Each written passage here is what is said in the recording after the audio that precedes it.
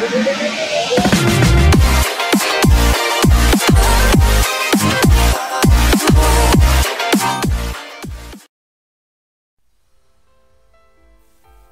oke, Assalamualaikum warahmatullahi wabarakatuh.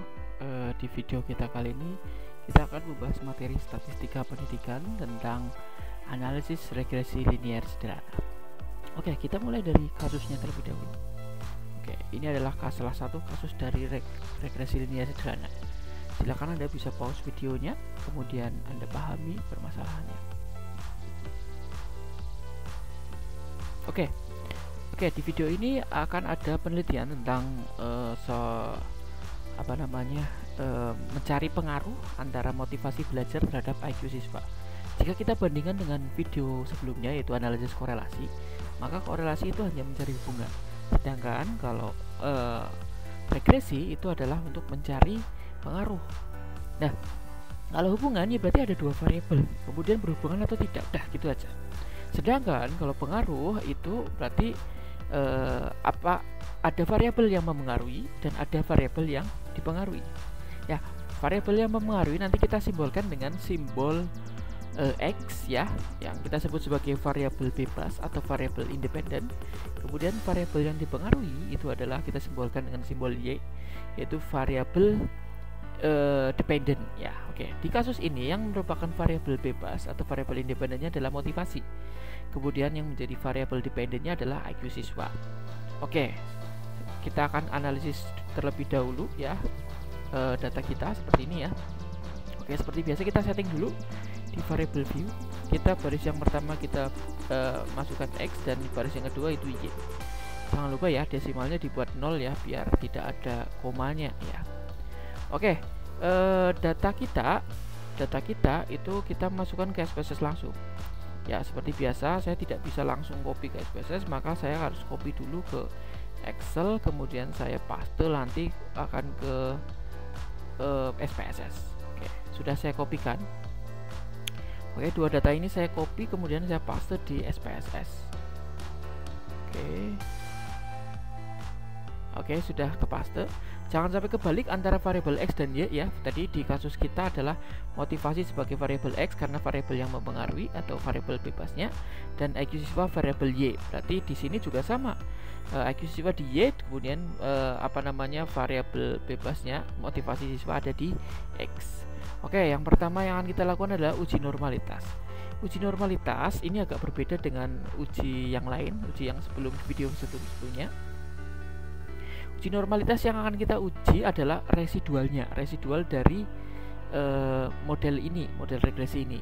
Bagaimana cara memunculkan residualnya? Oke, langkahnya seperti ini: analyze, kemudian regression, kemudian linear.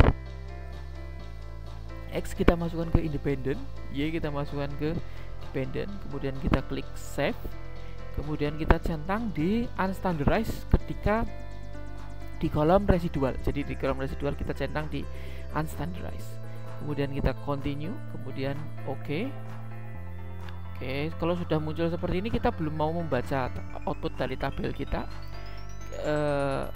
Ya, ini proses agak lama ya, kita tutup aja ya hasil output tabelnya. Kita hanya memunculkan ini residual 1, res 1 ini yang kita uji. Normalitasnya adalah di res 1 ini. Caranya adalah analyze, kemudian descriptive statistic, explore seperti biasa. Yang kita masukkan adalah unstandardized residual, kita masukkan ke dependent list, kemudian plot biasa, centang normality plot with test, continue, kemudian oke, kita lihat. Kita tunggu. Ini dia sudah muncul outputnya. Ya, kita hasil tes Kolmogorov-Smirnov pada unstandardized residual adalah 0,200. Itu artinya lebih dari 0,05. Hipotesis kita seperti ini, berarti ya H0 yang diterima, berarti data kita berdistribusi normal. Oke, kita sudah melewati prasyarat yang pertama yaitu uji normalitas. Berikutnya adalah uji linearitas ya. Uji linearitas adalah uji untuk mengetahui apakah linear atau tidak ya. Kalau data kita tidak linear, maka regresi yang digunakan bukan regresi linear, yaitu ada regresi yang lain, ada kuadratik, logaritma dan lain sebagainya. Nah, karena kita uji dulu ya apakah linear atau tidak ya. Caranya adalah seperti ini ya: analyze, kemudian compare min, kemudian means ya. Kemudian X kita masukkan ke independent, Y kita masukkan ke dependent. Kemudian kita klik option, kita centang di test for linearity, kemudian continue, kemudian OK. Oke, hati-hati ketika membaca tabel ANOVA ini. Kita melihat signifikansinya adalah signifikansi dari deviation from linearity, bukan yang linearity. Walaupun kita akan menguji linearitas, tapi yang kita lihat adalah nilai signifikansi yang ada di baris deviation from linearity, yaitu 0,565. Oke, lebih dari 0,05 ya, berarti karena lebih dari 0,05 maka handle-nya diterima. Maka model kita linear. Jadi syarat normal dan linear sudah terpenuhi, maka kita lanjut ke uji regresi kita, yaitu regresi utama kita. Oke, langkahnya sebenarnya seperti tadi yang kita sudah lakukan. Kita ulangi saja tadi ya. Analyze, kemudian regression, kemudian linear ya. Kemudian ini sudah masuk ya, karena tadi kita sudah masukkan ketika mencari residual. Kita oke langsung saja. Oke, kita sudah muncul outputnya. Tabel yang pertama kita lihat adalah tabel ANOVA ini.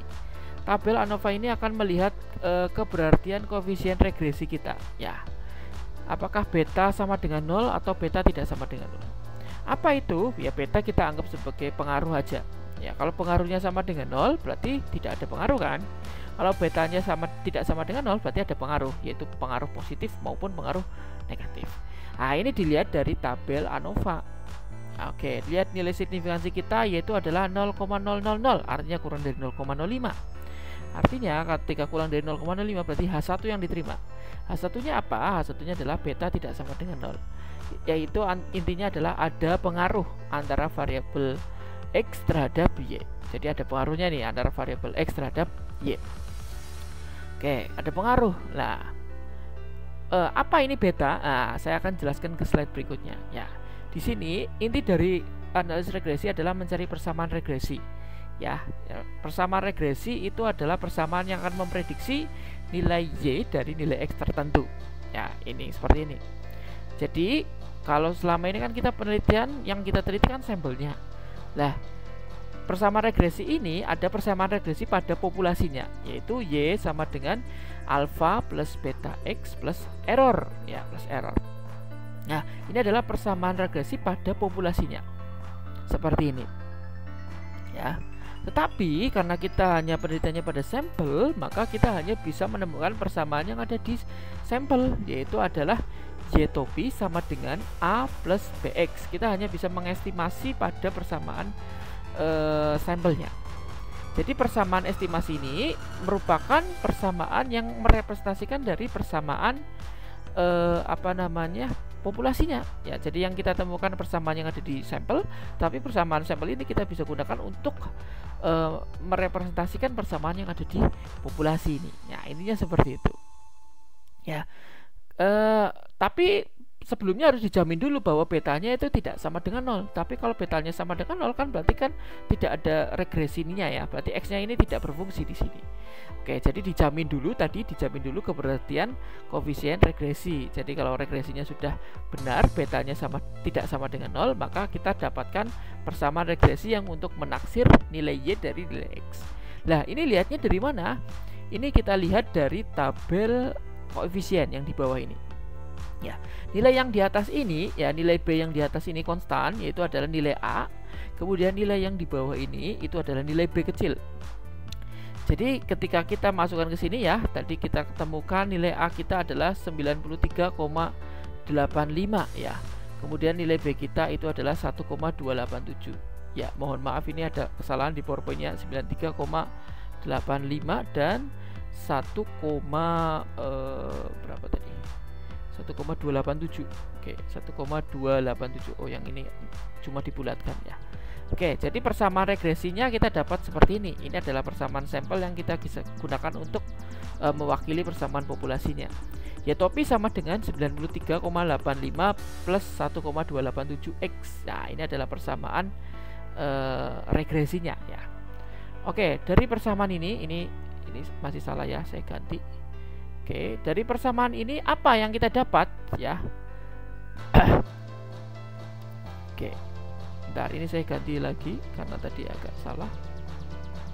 Oke, apa yang kita dapat dari persamaan ini? Yaitu y topi sama dengan 93,85 plus 1,287x. Artinya ketika variabel x itu naik 1 poin, maka variabel y akan naik 1,287 poin. Jadi seperti itu. Ya. Jadi misalkan kalau ada seseorang, misalkan motivasinya tadi x kan motivasinya itu 1, maka nilai IQ-nya y itu kan IQ ya, berarti 93,85 ditambah 1,287. Ya karena x-nya sama dengan 1. Kalau x-nya sama dengan 10, oh berarti ya kita kalikan tuh x 10 kali 1,287 yaitu 12,87. Kita tambahkan dengan 93,85. Itu adalah nilai IQ IQ ketika seseorang mendapatkan motivasi yaitu 10. Nah, begitu juga seterusnya seperti itu. Nah, ini juga berimbas pada implikasi bahwa ketika nilai skor motivasinya itu 0, maka nilai IQ-nya atau Y-nya itu adalah 93,85. Jadi persamaan regresi ini untuk memprediksi suatu nilai Y dari suatu nilai X yang kita tentukan gitu ya. Ya, makanya kita sebut sebagai persamaan yang bisa memprediksi gitu ya.